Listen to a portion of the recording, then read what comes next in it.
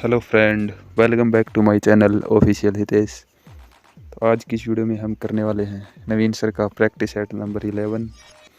उम्मीद करता हूँ वीडियो पसंद आएगी और आप अपना रिवीजन अच्छे से करेंगे। तो वीडियो ज़्यादा लंबा ना करते हुए स्टार्ट करते हैं। बात करेंगे सबसे पहले हम राज्य के महोत्सव के बारे में।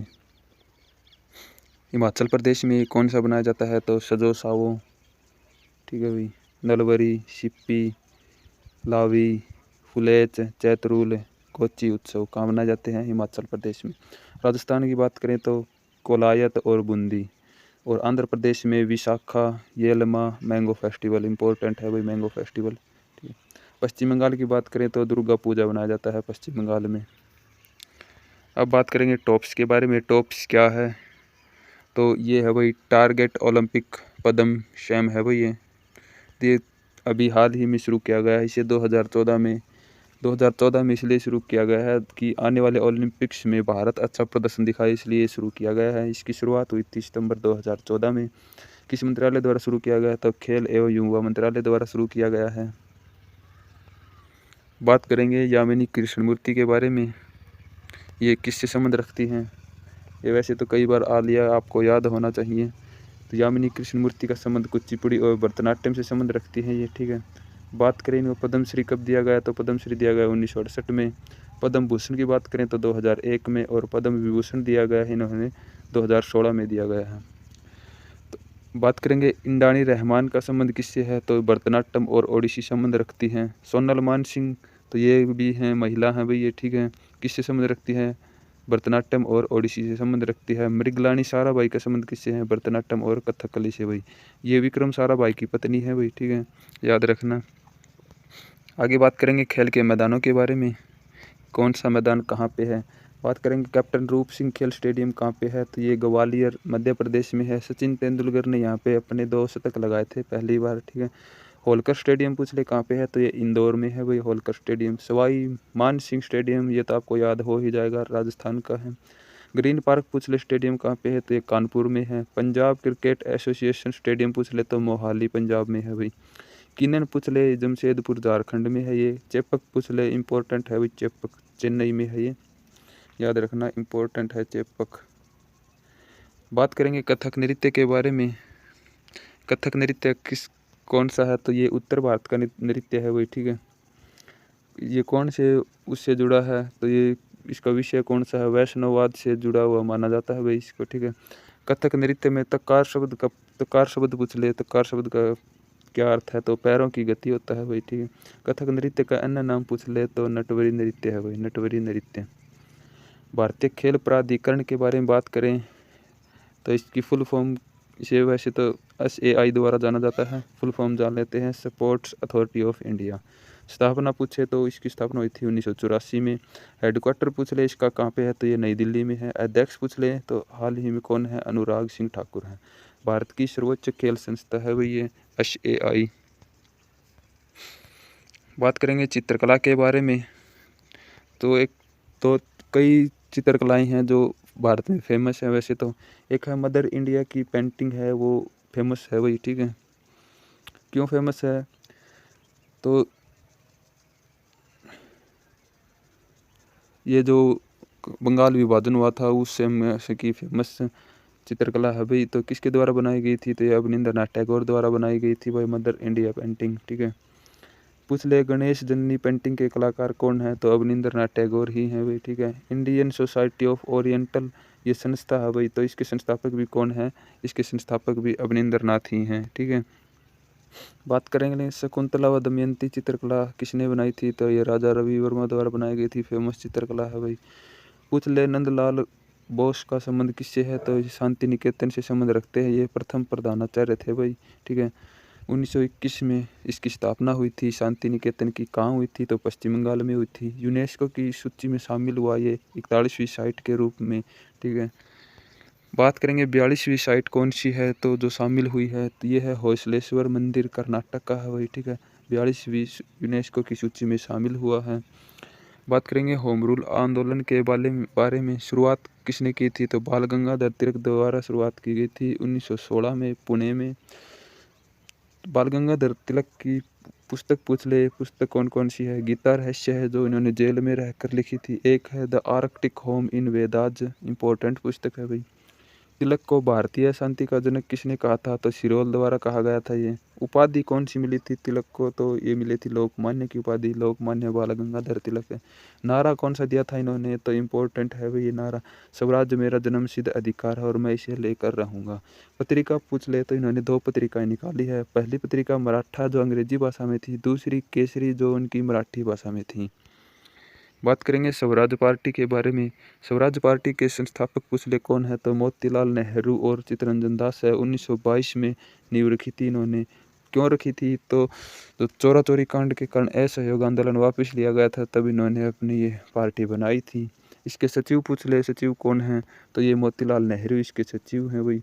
स्थापना इन्होंने की थी, नींव रखी थी 1922 में, और स्थापना कब की थी, तो 1 जनवरी 2023 को स्थापना की थी। ठीक है, कहाँ पे की थी, तो प्रयागराज में बनाई गई थी, यूपी में। प्रथम अधिवेशन हुआ इसमें, तो इस पार्टी का जो प्रथम अधिवेशन हुआ 1923 में हुआ था, प्रयागराज में ही हुआ था।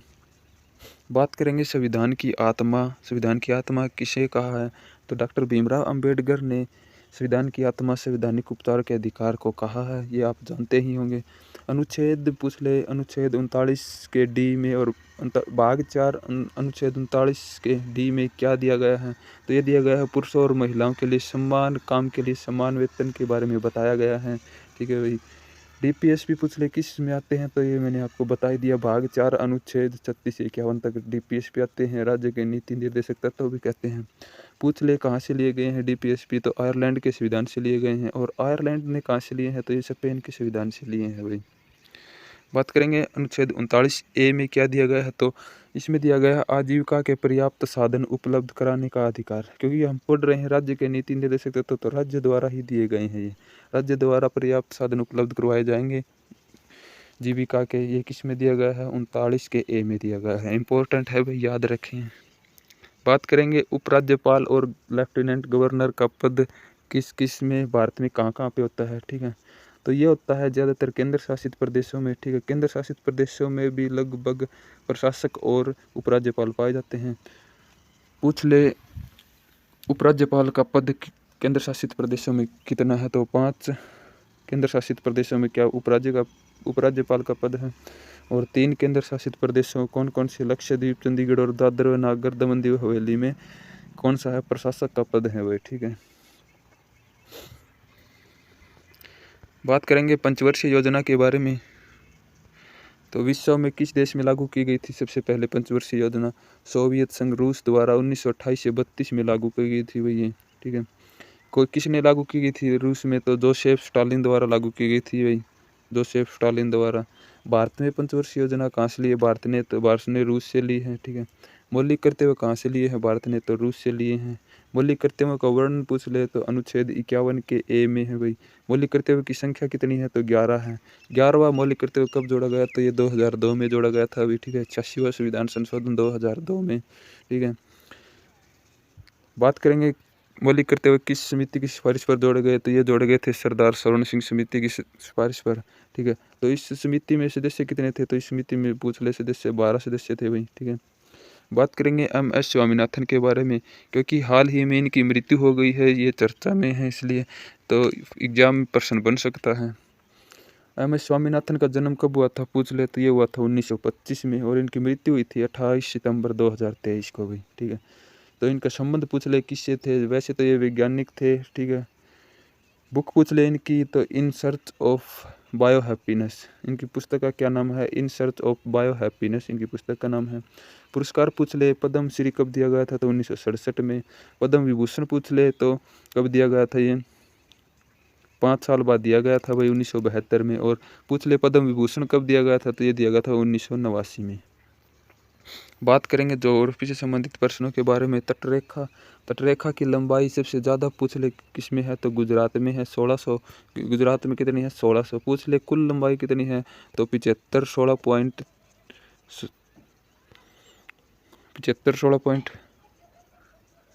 है भाई ये। ठीक है, और सबसे लंबी पूछ ले तो किस में है? सबसे लंबी गुजरात में है 1600। दूसरे स्थान पर आंध्र प्रदेश का स्थान आता है, 974 किलोमीटर लंबी तटरेखा है। तीसरे पे स्थान आता है तमिलनाडु का। और सबसे छोटी पूछ ले, सबसे छोटी किसकी है? तो ये गोवा की है। समुद्र तट से सीमा से लगे समुद्री तट सीमा से लगे भारत के राज्य। पश्चिमी तट के पूछ ले कौन कौन से राज्य लगे हुए हैं समुद्र सीमा से? तो गुजरात है पश्चिम में, ठीक है, महाराष्ट्र है, गोवा है, कर्नाटक है, केरल है। क्रम से याद रखेंगे, क्रम वाइज है ये। पूर्वी तट का पूछ ले तो पहले पश्चिम बंगाल, फिर ओडिशा, फिर आंध्र प्रदेश, फिर तमिलनाडु। बात करेंगे मूल राशियों के बारे में। तो मूल राशियों की संख्या कितनी होती है? तो मूल राशियों की संख्या 7 होती है। मूल राशियाँ पूछ ले कौन कौन सी है? दूरी है, द्रव्यमान है, तापमान है, समय है, विद्युत धारा है, ज्योति तीव्रता है और पदार्थ की मात्रा है। दूरी को मीटर में मापते हैं, द्रव्यमान को किलोग्राम में, तापमान को केल्विन में, समय को सेकंड में, विद्युत धारा को एम्पीयर में, ज्योतिष तीव्रता को कैंडला में, पदार्थ की मात्रा को मोल में मापा जाता है। बात करेंगे आरबीसी और डब्ल्यूबीसी की। तो रक्त में डब्ल्यूबीसी की मात्रा कितनी होती है? तो ये रक्त का 1% भाग के होता है डब्ल्यूबीसी, ठीक है। जीवन काल पूछ ले 2 से 4 दिन या फिर 6 से 20 दिन इनका जीवन काल होता है, जो भी ऑप्शन में दिया होगा। रक्त में आरबीसी की मात्रा पूछ ले तो ये 40% होती है। रक्त का 40% भाग किसका होता है?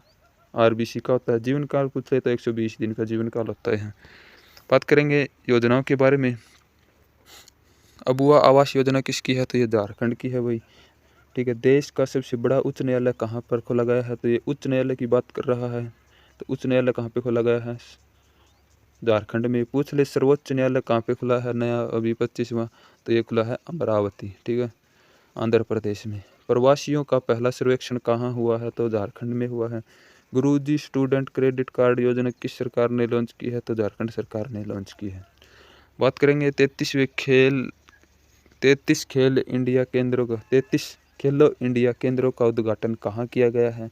तो ये किया गया है भाई राजस्थान में, ठीक है। राजस्थान में और क्या क्या किया गया है? तो राजस्थान में 3 नए जिले बने हैं। एक है सुजानगढ़, एक है पुंचामन, एक है मालपुरा। 3 नए जिले बनाए गए हैं। पहले जो जिलों की संख्या थी वो 50 थी, अब बढ़कर कितनी हो गई है? 53 हो गई है। पूछ ले राज्यपाल राजस्थान का तो कलराज मिश्र हैं। और आपको सीएम तो पता ही होगा, ठीक है। सीएम कौन है? अशोक गहलोत हैं भाई राजस्थान के सीएम, ठीक है।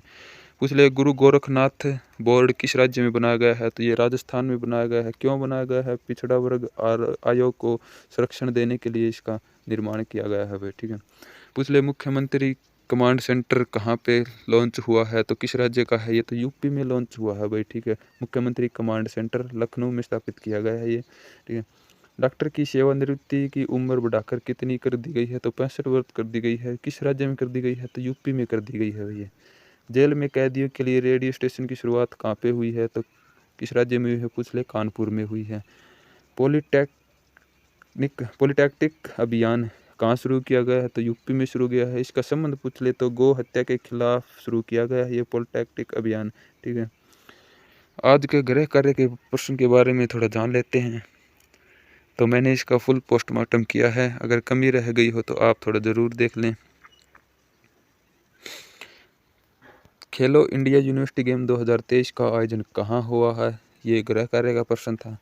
तो इसका आयोजन हुआ है वो लखनऊ में हुआ है, ठीक है।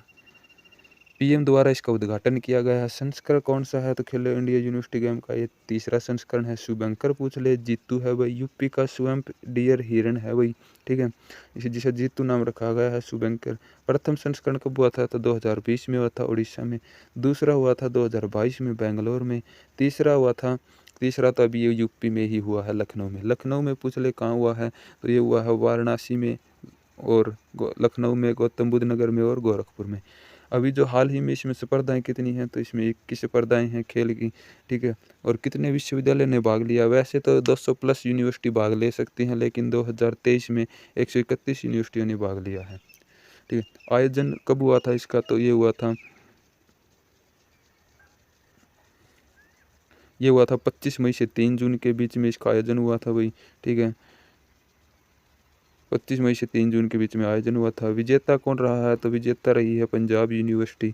26 गोल्ड और 17 सिल्वर मेडल के साथ और 26 ब्रॉन्ज मेडल जीतकर कुल 69 पदक इन्होंने जीते हैं वही, ठीक है। पंजाब यूनिवर्सिटी टॉप पर रही है।